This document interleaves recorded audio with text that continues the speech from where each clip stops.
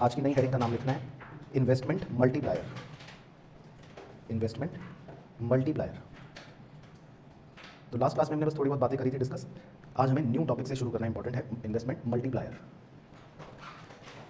चल तो जी investment multiplier basically क्या है, लिखो सबसे पहले फर्स्ट एरो डाल के। It shows the responsiveness of change in investment on change in income. It shows the responsiveness of change in investment on change in income. That is, नीचे लिखना that is k is equals to delta y upon delta i। ठीक है, इसको आप बादल बना लेना। k is equals to delta y upon delta i। k जो है वो इसका सिंबल होता है इन्वेस्टमेंट मल्टीप्लायर का, और इसका फॉर्मूला है delta Y upon delta I. Delta Y मतलब हो गया, अगर आपको लिखना है तो डेल्टा वाई का मतलब हो गया चेंज इन इनकम, कि इनकम में कितना चेंज हुआ, और डेल्टा आई का मतलब हो गया चेंज इन इन्वेस्टमेंट।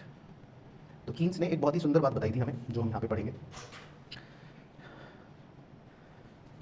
जिसको इन्वेस्टमेंट मल्टीप्लायर बोलते हैं, जिसका फॉर्मूला है change in income upon change in investment. ठीक है, तो कीन्स ने देखो हमें क्या एक बड़ी इंटरेस्टिंग बात बताई। तो ये मत लिखना आप। कीन्स ने हमें ये बताया कि मान लो इकोनॉमी में कुछ इन्वेस्ट किया जाता है। लेट से मुकेश अंबानी साहब ने सोचा कि चलो भाई इन्वेस्टमेंट करते हैं, तो उन्होंने कुछ भी इन्वेस्टमेंट करी। मान लो उन्होंने एक बड़ा प्लांट लगाया, बड़ी फैक्ट्री लगाई, कुछ भी करा, लेट से उन्होंने 100 करोड़ रुपए इन्वेस्ट कर दिए, ठीक है, इकोनॉमी में। अब कीन्स ने एक बड़ी ही अच्छी बात हमें सिखाई कि जब इकोनॉमी में कोई इन्वेस्टमेंट होती है, तो आपको शायद ये बात ना पता हो या पता हो, आई डोंट नो, ये पैसा मल्टीप्लाई हो के अलग अलग लोगों की कुछ ना कुछ इनकम क्रिएट करता रहता है। तो जब मुकेश अंबानी इन्वेस्ट करते हैं ना, या कोई भी बिजनेसमैन जब इकोनॉमी में पैसा इन्वेस्ट करता है, लगाता है, तो उससे कुछ ना कुछ लोगों की इनकम होती ही होती है। और उसको जब हम टोटलिटी में अगर देखें कि पूरी इकोनॉमी में कितनी इनकम हुई, तो मान लो ऐसी लिख रहा हूँ कुछ भी मनगढ़ंत फिगर, कि मान लो पूरी इकोनॉमी में सबको जोड़ जाड़ के इनकम हुई लेट से 500 करोड़ की। तो इसका मतलब आप बात को समझना, मुकेश जी ने कितने रुपए इन्वेस्ट करे, 100 करोड़ रुपए, जो इकोनॉमी में कितने इनकम बन गई, 500 करोड़ रुपए। तो इसे अंग्रेजी में कहा जाता है कि 100 करोड़ रुपए जो है वो 5 गुना हो गए। बोलो हाँ, 100 करोड़ रुपए कितने गुना हो गए बताओ, 5 गुना हो गए। तो इसको इंग्लिश में कह देते हैं मल्टीप्लायर या इन्वेस्टमेंट मल्टीप्लायर, 5 टाइम्स। ये मतलब है। तो ये बात कीन्स ने समझाई कि जब भी इकोनॉमी में कुछ इन्वेस्ट होता है पैसा, तो वो पैसा इकोनॉमी में कुछ ना कुछ लोगों की इनकम क्रिएट कर देता है। और जब उस इनकम को अगर हम टोटल करके देखते हैं, तो मैंने ऐसी मनगढ़ंत फिगर लिखी, तो जैसे इस एग्जांपल में कितने गुना हो गई इनकम, 5 गुना। तो हो सकता है 10 गुना हो सकती है, हो सकता है 20 गुना हो सकती है, मतलब कितनी भी हो सकती है। तो इस कॉन्सेप्ट को नाम देते हैं जी मल्टीप्लायर, है ना। सेकेंड एरो डाल के लिखो, this process stop due to. अब ये एमसीक्यू में पूछ रहे थे कि ये प्रोसेस रुकेगा कब या रुकता कब है। ऐसे बच्चा ये भी तो कह सकता है ना कि सर इनकम तो बनती रहेगी, फिर 500 करोड़ पे क्यों रुका, 600 भी हो सकती थी, 800 भी हो सकती थी, 8000 भी हो सकती थी, तो ये आखिर प्रोसेस रुक क्यों रहा है। ये भी एक प्रश्न बन सकता है कि भाई ये प्रोसेस रुक क्यों रहा है। तो this process stop due to, तो आपको लिखना है बड़ा बड़ा, एमसीक्यू के लिए आंसर है ड्यू टू लीकेजेस, जो हम थोड़ी देर में भी समझेंगे। थोड़ी देर में समझाऊंगा कि ये लीकेजेस का क्या मतलब है, लेकिन ब्रैकेट में आप लिख सकते हो सिंपल समझने के लिए। दैट इज लीकेजेस का मतलब होता है सिंपल सेविंग्स।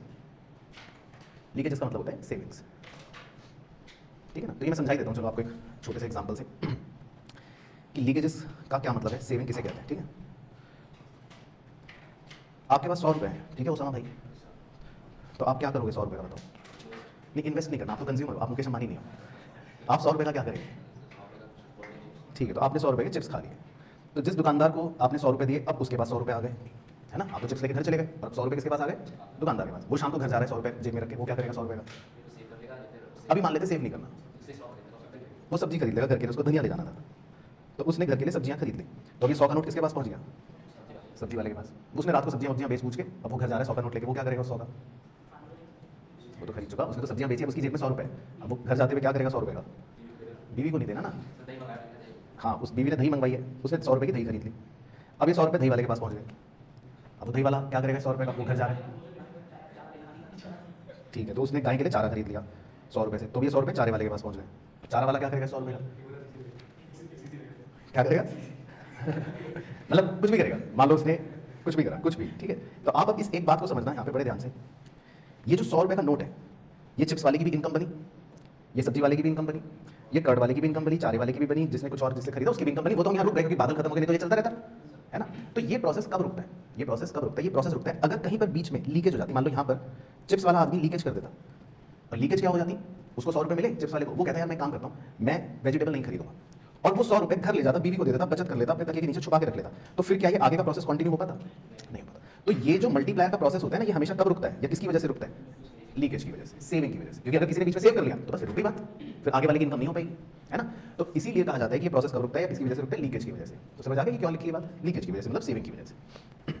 नेक्स्ट एरो है k इज इक्वल टू, मतलब k मतलब मल्टीप्लायर इज इक्वल टू, इसका एक दूसरा फॉर्मूला भी होता है, बताओ ये आपने 12th में पढ़ा था, 1 divided by 1 minus M P C, या और करके लिख लो 1 upon M P S, 1 divided by 1 minus M P C या 1 divided by M P S.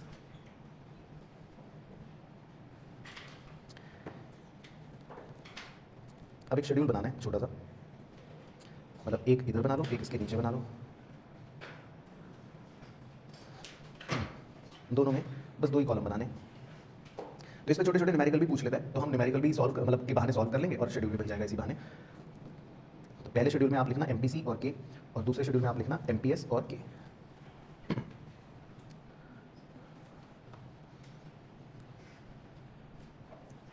ठीक है, फॉर्मूला लिखा है, ब्लॉक कर देता हूँ। के का फॉर्मूला है 1 upon 1 minus M P C, है ना, या तो ये फॉर्मूला है या K is equal to 1 upon M P S, ये फॉर्मूला है। तो पहले हम फर्स्ट फॉर्मूले के एप्लीकेशंस को देखेंगे। तो मैं आपको एमपीसी की वैल्यू दूंगा प्यारे बच्चों, ठीक है, आप फॉर्मूले में पुट करके के की वैल्यू निकाल सकते हो, ठीक है। चलो, तो एमपीसी की वैल्यू आपको लिखनी है 0, तो बताओ के की वैल्यू क्या आएगी, पुट करो जल्दी से। एमपीसी की जगह यहाँ 0 पुट करो, तो के का आंसर कितना आएगा सॉल्व हो गया, करो यहाँ पे एमपीसी की वैल्यू 0 पुट करो, 1 आएगा, ठीक है, ओके, ठीक है। एमपीसी की वैल्यू 0.2 पुट करो, कैलकुलेटर पर एमपीसी की वैल्यू 0.2 पुट करो, फिर बताओ के क्या आएगा, 1.25, ठीक है। एमपीसी की वैल्यू 0.5 पुट करो, तो के क्या आएगा 2। एमपीसी की वैल्यू 0.8 पुट करो, तो के क्या आएगा 5 बार है, ठीक है। तो ओके, समझ गए कैसे करना है एप्लीकेशन। तो आपको एमपीसी की कोई भी वैल्यू अगर दे रखी होगी तो आप उससे के निकाल सकते हो। चलो, ऐसे दूसरा फॉर्मूला, इस बार मैं एमपीएस की वैल्यू दूंगा, ठीक है। एमपीएस की वैल्यू है 0.2, तो एमपीएस ये है, देखो इस फॉर्मूले में एमपीएस पुट करो 0.2, फिर बताओ क्या आंसर आएगा के का 5, ठीक है। फिर 0.5 पुट करो 2 आएगा, 0.8 पुट करो 1.2, 1 पुट करो 1 ही आएगा, ठीक है, ठीक है। तो समझ गए, तो ये आपके 1 नंबर के एमसीक्यू में इस फॉर्मूले का एप्लीकेशन पूछ सकता है। तो पहले इतना क्लियर हो गया, ठीक है। अब आपको ऑब्जर्व करना है बड़े ध्यान से दोनों वैल्यूज को, और फिर ये बताना है कि एमपीसी में और के में कैसा रिलेशन है, ठीक है। आपको एमपीसी और के की वैल्यूज को ऑब्जर्व करना है और ये बताना है कि इन दोनों वेरिएबल्स के बीच में कैसा रिलेशन है, और रीजन भी बताना है क्यों कह रहे हो आप। एमपीसी की वैल्यू बढ़ रही है तो के की भी बढ़ रही है, तो कैसा रिलेशन होता है, डायरेक्ट। तो ये लिख लेना, ये भी आपका 1 नंबर का आंसर हो गया। तो एमपीसी और के बीच में डायरेक्ट रिलेशन होता है जी, एमपीसी और के बीच में डायरेक्ट रिलेशन होता है, क्योंकि एमपीसी बढ़ रहा है तो के भी बढ़ रहा है। और इसी तरह एमपीएस और के बीच में बताना है, एमपीएस बढ़ रहा है तो के क्या हो रहा है, कम हो रहा है, तो कैसा रिलेशन हो गया, इनवर्स रिलेशन हो गया। तो ये भी आपके 1 नंबर का एमसीक्यू बन सकता है, दोनों में से किसी का भी रिलेशन पूछा जा सकता है। तो एमपीएस और के का है इनवर्स रिलेशन और एमपीसी और के का है डायरेक्ट रिलेशन, ठीक है। तो क्लियर हो गया यहाँ तक, पहले इतना ओके। चलो, अब इसके नीचे डायग्राम बनाएंगे इन्वेस्टमेंट मल्टीप्लायर का, पहले यहाँ तक बना लिया सब बच्चों ने।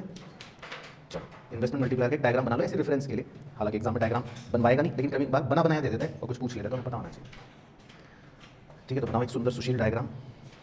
तो मैं कर्व बनाऊंगा, फिर आप बताना वो कौन सा कर्व है, बताओ ये कौन सा कर्व है, सही, मतलब वाई या ए एस कुछ भी कह सकते हो, ठीक है। फिर ये वाला बताओ कौन सा कर्व है, ए डी सी प्लस आई, ठीक है। तो पहले आप इतना बना लो, और ये लाल रंग की बिंदी बताओ क्या है, ब्रेक इवन पॉइंट, क्यों, इक्विलिब्रियम पॉइंट। एडी और एएस बराबर होते हैं तो वो कौन सा पॉइंट होता है, इक्विलिब्रियम, ठीक है ना। तो इस लेवल के इनकम को हम मार्क कर लेते हैं y0, ठीक है। तो पहले आप इतना बना लो। अब ध्यान से देखना मल्टीप्लायर की स्टोरी क्या होती है। तो मान लो हमारी इकोनॉमी अभी ऐसी चल रही है, ठीक है। अब आप देखना एक आदमी आ रहा है अपने हाथों में 100 करोड़ रुपए लेकर, बताओ कौन है ये आदमी, मुकेश अंबानी जी, जो आपको स्टोरी सुनाई दी। तो अभी हाथों में 100 करोड़ रुपए लेकर आ रहे हैं, कह रहे हैं चलो भाई इन्वेस्ट करेंगे अब हम इकोनॉमी में। तो जब ये इकोनॉमी में इन्वेस्ट करेंगे तो बताओ इन्वेस्टमेंट बढ़ेगी या कम होगी, बढ़ जाएगी, है ना। तो अब आपको बड़े ध्यान से, या तो चलो पूछ लेता हूँ, कौन होशियार बच्चा बताएगा कि अगर इन्वेस्टमेंट बढ़ेगी, मतलब आई अगर बढ़ जाएगा, तो इन दोनों कर्वों में से किस कर्व पे क्या इफेक्ट पड़ेगा? Very good. तो आप देखो एडी के अंदर कंपोनेंट क्या लिखे हुए हैं, सी प्लस आई। अब अगर उसके कंपोनेंट के अंदर आई की वैल्यू बढ़ जाएगी तो एडी भी बढ़ जाएगा। बोलो हाँ भाई, ओके। तो जब एडी बढ़ जाएगा तो अब ये एडी का कर्व पता है कहाँ भाग जाएगा? बताओ कहाँ भाग जाएगा? थोड़ा सा ऊपर की तरफ हो जाएगा, यानी कि पहले मुझे पूरा लिखने देना। अब आपका एडी जो हो जाएगा वो हो जाएगा C plus I plus delta I. और इसको समझो लिखने से पहले कि क्या हुआ, समझे कि नहीं? कि पहले जो एडी लेवल था वो था सी प्लस आई, लेकिन फिर जब इसमें 100 करोड़ और निवेश हो गया मुकेश अंबानी जी का, तो अब क्या हो जाएगा? C plus I plus delta I, मतलब 100 करोड़ और आ गए। तो ये जो डेल्टा आई अलग से चिपका हुआ है बादल है, ये एक तरह से कितने रुपए डिनोट कर रहा है? 100 करोड़ रुपए, जो मुकेश अंबानी साहब ने निवेश करे। समझ आ गया जी? ठीक है, तो आप बना लो।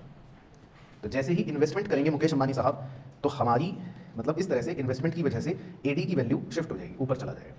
तो इन्वेस्टमेंट होते ही, इन्वेस्टमेंट बढ़ते ही एडी भी बढ़ गया। तो 100 करोड़ रुपए अंबानी जी ने इन्वेस्ट कर दिए। अब इसका प्रभाव खुद ही बताने की कोशिश करो। अब एडी कर्व जो है वो शिफ्ट हो गया, उधर चला गया, ऊपर चला गया। तो नया बिंदु कौन सा हो जाएगा बताओ? हाँ, ई डैश कर लेते हैं, तो समझ गए, नया बिंदु चेंज हो जाएगा। अब जब नया बिंदु चेंज हो गया तो इनकम लेवल कौन सी हो जाएगी? अब इनकम लेवल भी क्या हो जाएगी? चेंज हो जाएगी, बढ़ जाएगी, है ना? तो ये जो इनकम में बढ़ोतरी हुई, ये जो इनकम में बढ़ोतरी हुई कि पहले हम y0 पर थे और इनकम बढ़कर y1 हो गई, ये जो इंक्रीज हुआ, तो इसको किस सिंबल से डिनोट करें? Delta Y. ठीक है, तो समझ आ रहा है आपको? ये बेसिक बातें बच्चे छठी कक्षा में सीखते हैं, है ना? कि भाई चेंज का मतलब क्या है? डेल्टा। तो अगर हम पहले y0 पर थे और अब हम y1 पर चले गए, तो इस चेंज को कैसे डिनोट करेंगे? Delta Y. डेल्टा वाई मतलब चेंज हो गया। तो बस ये इन्वेस्टमेंट मल्टीप्लायर है ना? तो इन्वेस्टमेंट मल्टीप्लायर क्या है? कि इन्वेस्टमेंट की वजह से या इन्वेस्टमेंट में चेंज की वजह से इनकम में कितना चेंज हुआ। तो मैं ऐसे ही लिख रहा हूं आपको समझाने के लिए, ताकि आप और लिंक कर लो। तो मान लो y0 था 300 करोड़ पहले, और अब y1 हो गया 800 करोड़। तो बताओ आप क्या कहोगे, कितना चेंज हुआ इनकम में? 500 करोड़ कहोगे ना? और मुकेश अंबानी जी ने कितना इन्वेस्ट करा था? 100 करोड़। तो 100 करोड़ इन्वेस्ट करने की वजह से इनकम में कितना चेंज हो गया जी? 500 करोड़ का। तो इसका मतलब मल्टीप्लाई कितने गुना है? 5 गुना है। तो आपको यही तो स्टोरी सुनाई थी समझाते समय, तो समझ गए? तो जब मुकेश अंबानी जी 100 करोड़ रुपए इन्वेस्ट करते हैं, तो उस वजह से अगर इनकम 500 करोड़ बढ़ गई, तो इसका मतलब मल्टीप्लायर कितने गुना है? 5 गुना। तो वो समझाने के लिए मैंने डायग्राम पर ऐसे लिख दिया, ऐसी इमेजिनरी फिगर्स। बट समझ आ गया कि क्या हो रहा है? तो क्लियर हो गया? तो ये बेसिकली इन्वेस्टमेंट मल्टीप्लायर का डायग्राम हो गया। चलो इसके नीचे नेक्स्ट एरो, इसी में भी और भी बातें हैं। नेक्स्ट एरो लिखना है, more powerful these leakages are, comma, the smaller the value of multiplier, more powerful these leakages are, leakages word को ब्लॉक कर लेना, comma, the smaller the value of multiplier. तो ये भी एक इंपॉर्टेंट लाइन है, ट्रू फॉल्स में आ सकती है, आपके एमसीक्यू में भी पूछ सकता है डायरेक्ट। इस लाइन का मतलब है कि जितना ज़्यादा लीकेजेस होंगी, जितनी ज़्यादा शक्तिशाली लीकेजेस होंगी, उतना ही मल्टीप्लायर की वैल्यू क्या होगी? कम होगी, स्मॉलर हो। तो बताओ कौन बच्चा बता सकता है? कह रहा है कि भाई जितना ज़्यादा लीकेजेस ताकतवर होगा उतनी ही कम मल्टीप्लायर की वैल्यू होगी। चलो, तो उसामा भाई आपके पास 100 रुपये थे, ठीक है, कोई स्टोरी। तो आपने 100 रुपये का क्या करा? चिप्स खा लिए थे। तो चिप्स वाले की कितनी इनकम हो गई? 100 रुपये, ठीक है। अब आप बड़े ध्यान से बस देखते रहना, जो मैं हरकतें करूँगा। अगर मान लो उसामा भाई आप ये सोचते कि मैं 20 रुपये सेव करना चाहता हूँ, तो फिर आप कितने रुपए की चिप्स खरीदते? 80। तो चिप्स वाले की इनकम कितनी होती? सिर्फ 80, ठीक है जी।